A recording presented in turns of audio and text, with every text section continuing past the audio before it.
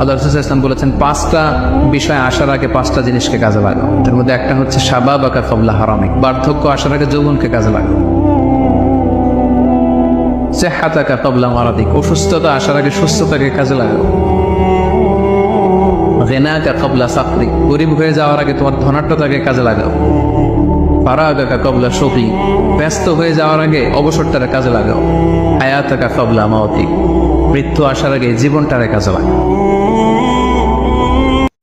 আল্লাহ রাসূল সাল্লাল্লাহু আলাইহি ওয়াসাল্লাম বলেছেন, 5টা বিষয় আসার আগে 5টা জিনিসকে কাজে লাগাও। তার মধ্যে একটা হচ্ছে শাবাবাকা ক্বাবলা হারামিক, বার্ধক্য আসার আগে যৌবনকে কাজে লাগাও।